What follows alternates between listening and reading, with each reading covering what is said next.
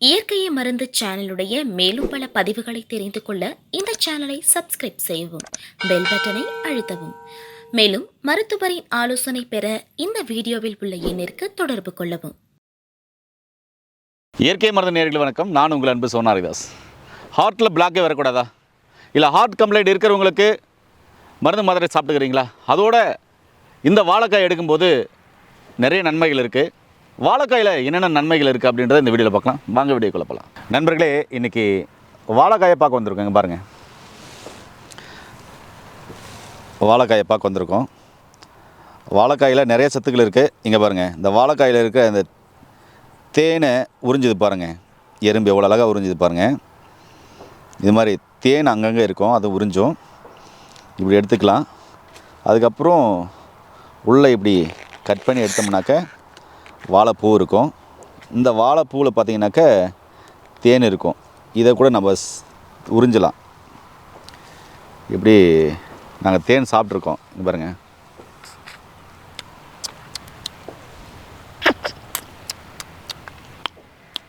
நல்லாயிருக்கும் தேன் பாருங்கள்.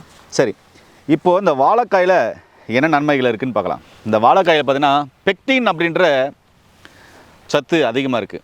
இது என்ன செய்யும் அப்படின்னு சொன்னால், உடலுக்கு தேவையான இம்யூனிட்டி பவராக கொடுக்கும். அதே மாதிரி இந்த வாழைக்காயில் எண்ணற்ற நன்மைகள் இருக்குது. இதை நான் சொல்கிறது என்னென்னா, இந்த பச்சையாக இருக்குல்ல, பச்சை வாழைக்காய் தான் சொல்கிறேன். இது மொந்த வாழைக்காய் என் கையில் இருக்குது. பச்சை வாழைக்காய், ரஸ்தாளி வாழைக்காய் எது இருந்தாலும் சரி, வாழைக்காயில் பச்சை தான் எடுக்கணும். எடுத்து பார்த்தீங்க அப்படின்னு சொன்னால், இப்படி எடுத்துக்கிறீங்க அப்படின்னு சொன்னால், அதனோட தோல் சதவீதோட பச்சை அப்படி கட் பண்ணும். அதாவது வெள்ளரிக்காய் வெட்டுற மாதிரி வெட்டி தினமும் சாயந்தரம் ஒரு 5 மணிக்குள்ளே, ஒரு 3 மணிலேருந்து 5 மணிக்குள்ளே தினமும் பார்த்தீங்கன்னாக்க யார் யார் 5 பீஸ் சாப்பிட்லாம், யார் யார் 2 பீஸ் சாப்பிட்லான்ற சொல்கிறேன். இப்போ இந்த வாழைக்காய் சாப்பிடும்போது பார்த்தீங்கன்னா கொலஸ்ட்ரால் சம்மந்தமான பிரச்சனைகள் படிப்படியாக சரியாகுங்க. என்ன தம்பி, கொலஸ்ட்ரால் சரியாகுமா? கண்டிப்பாக சரியாகும். இதில் ஃபைபர் அதிகமாக இருக்குது. இன்னொன்று, இதில் சிறுகுடலில் கரையாத ஃபைபரும் இருக்குது. அப்போ நார்ச்சத்து அதிகமாக உள்ள ஒரு காய்கறி, மாவுச்சத்து உள்ள ஒரு காய்கறி, அதே மாதிரி பெக்டின் அதிகமாக இருக்கிற ஒரு காய்கறி. இப்படி சொல்லிட்டு போயிட்டே இருக்கலாம். இதில் ஊட்டச்சத்துக்கள் அதிகமாக இருக்குது. இதை தினமும் கொலஸ்ட்ரால் உள்ளவங்க, அதாவது ஃபேட்டி லிவர் இருக்கிறவங்க, டிஜெல் அதிகமாக இருக்கிறவங்க தினமும் பார்த்தீங்கன்னாக்கா ஈவினிங் டைமில் ஒரு 3 பீஸு இல்லை 4 பீஸு வாழைக்காயை பச்சையாக கடிச்சு மாரி சாப்பிட்டு கருஞ்சீரக தண்ணி ஒரு டம்ளர் குடிச்சு வந்தீங்கன்னா கொலஸ்ட்ரால் படிப்படியாக குறையும்.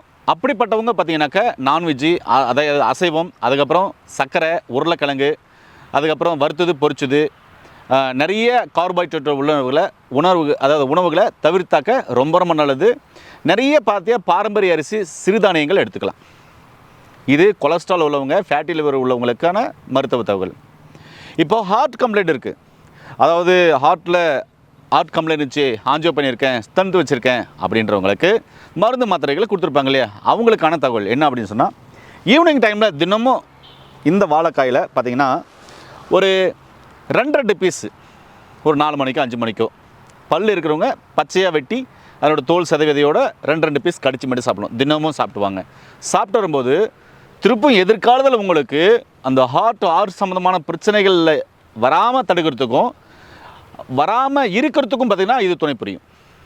ஹார்ட் பிளாக் திருப்பியும் வராது, கொலஸ்ட்ரால் அதிகமாக சேராது, ரத்த நாளங்களில் கொழுப்பு சேராது, படியாது. அதெல்லாம் கரைக்கக்கூடிய தன்மை இதில் இருக்குது. இது ஹார்ட் கம்ப்ளைண்ட்டு இருக்கிறவங்க மருந்து மாத்திரைகள் சாப்பிட்டு இருக்கிறவங்களுக்கான தகவல். ஒருவேளை நல்லா குண்டாக இருக்கும், வெயிட்டாக இருக்கும், எனக்கு ஹார்ட்டில் கம்ப்ளைண்ட் வந்துருமா அப்படின்னு பயப்படுறவங்களுக்கு இந்த வாழைக்காயை தினமும் ஒரு 4 பீஸு சாயந்தர நேரத்தில் சின்னசாக கடிச்சு மெண்டு சாப்பிட்டு வந்தீங்கன்னா ஹார்ட் சம்மந்தமான பிரச்சனைகள் வராமலும் ரத்த நாளங்களில் கொழுப்பு அடையாமலும் தடுக்கிறதுக்கு இது ரொம்ப ஹெல்ப்ஃபுல் பண்ணும். இது புரிஞ்சுங்களா? ஒரு சில இயற்கை மருத்துவர்கள் பேசுவாங்க, ஹார்ட்டில் உங்களுக்கு 30%, 40%, 50%, 60%, 70% பிளாக் இருக்கா, கவலைப்பட வேண்டாம். தொடர்ந்து பார்த்தீங்கன்னாக்க இந்த வாழைக்காய் பச்சையாக கடிச்சு மென்று சாப்பிடுங்க சாயந்தர நேரத்தில். அதே மாதிரி கருப்பு கவனி அரிசி கஞ்சி கொடுங்க, பாரம்பரிய அரிசி கஞ்சி கொடுங்க, கொழுப்பான உணவுகள் தவிர்த்துருங்க, கரிஞ்சீரக தண்ணி குடிங்க, இப்படியெல்லாம் சொல்லுவாங்க. அதாவது இருக்கிறவங்களுக்கு நீங்கள் மருத்துவ ஆலோசனை மருந்து மாத்திரை எடுத்துக்கோங்க. அதே சமயத்தில் இதையும் நீங்கள் கடைப்பிடிக்கும் போது நல்லா இம்ப்ரூவ்மெண்ட் ஆகி அந்த கொழுப்புகள் கரையுன்னு சொல்லுவாங்க. அவங்களுக்கு ரொம்ப முக்கியமானது. ஹார்ட் கம்ப்ளைண்ட் வந்துருமா, எனக்கு ஹார்ட் அட்டாக் வந்துருமா அப்படின்றவங்களுக்கு நீங்கள் இது மாதிரி ஃபாலோ பண்ணலாம். நான் சொன்ன மாதிரி கருஞ்சீரக தண்ணி, கருப்பு கவுனி அரிசி, சிறுதானியங்கள் எடுத்துக்கிறது, இந்த வாழைக்காயை வந்து சாயந்தர நேரத்தில் ஒரு 4 பீஸ் 5 பீஸ் கடிச்சு மேட்டு சாப்பிட்றது, இது மாதிரிலாம் பண்ணிட்டு வரும்போது ரொம்ப ரொம்ப இம்ப்ரூவ்மெண்ட் இருக்கும். உங்களுக்கு ஹார்ட்டில் கம்ப்ளைண்ட் வராமல் பார்த்துக்கும். சொல்கிறது புரிஞ்சுங்களா? அப்படிப்பட்டவங்களை பார்த்தீங்கன்னாக்கா தவிர்க்க வேண்டிய உணவுகள் அசைவங்களை தவிர்த்துடணும். அதே மாதிரி பார்த்தீங்கன்னாக்கா வெள்ளைச்சக்கரை, அதுக்கப்புறம் உருளைக்கிழங்கு, கார்போஹைட்ரேட் உள்ள உணவுகள், வறுத்தது பொரிச்சது, ஜங்க் ஃபுட்டு, ஃபாஸ்ட் ஃபுட் இதெல்லாம் தவிர்த்துறது நல்லது.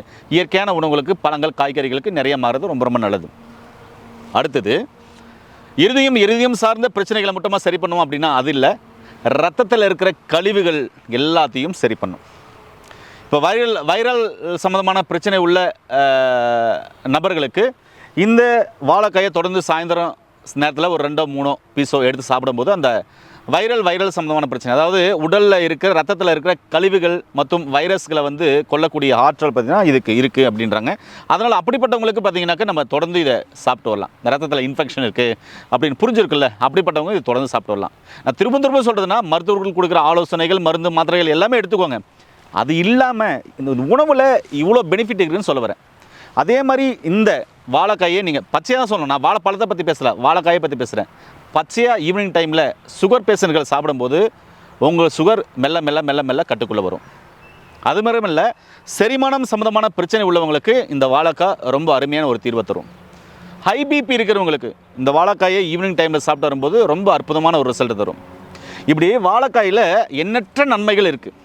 ஒரு சிலர் சொல்கிறீங்க வாழைக்காயை பச்சையாக கடிச்சு மேட்டு சாப்பிட முடியுமா அப்படின்னு சொல்லிட்டு. நான் பச்சையாகவே கடிச்சு மேட்டு சாப்பிட்ருக்கேன். சரிங்களா? இந்த வாழைக்காயில் இன்னும் எண்ணற்ற நன்மைகள் இருக்குது. இதை உங்களுக்கு நான் பச்சையாகவே சாப்பிட்டு காமிக்க பாருங்க.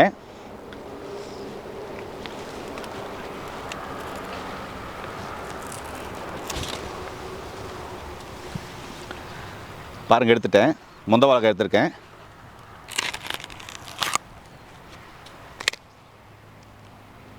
பாருங்கள் பாருங்கள்,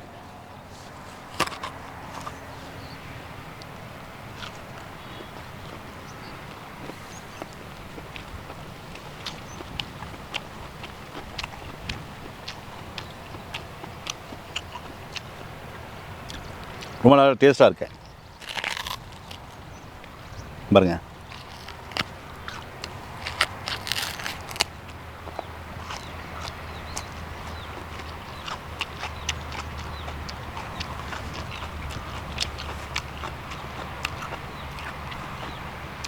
இப்படி கடிச்சு மாதிரி சாப்பிட்டாங்கன்னா குடலில் இருக்கிற புண்களாக இருக்கும், அல்சர் சம்மந்தமான பிரச்சனைகள் சரியாகும். பல்லு கரையெல்லாம் பிடிக்காதுங்க. அப்படி கரை பிடிக்குதுன்னா உங்கள் ரத்தத்தில் ஏதோ குற்றங்கள் இருக்குது, அதாவது இன்ஃபெக்ஷன் இருக்குதுன்னு அர்த்தம்.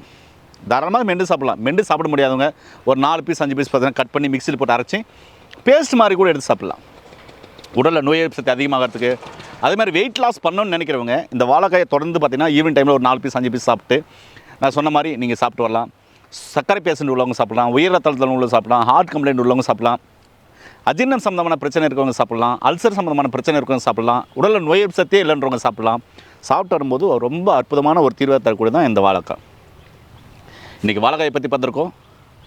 இது வரைக்கும் நம்முடைய சேனலை சப்ஸ்கிரைப் பண்ணிக்கங்க, லைக் பண்ணாதவங்க லைக் பண்ணிக்கிறேன். மீண்டும் இன்னொரு அருமையான பதிவு சந்திக்கலாம். நன்றி, வணக்கம்.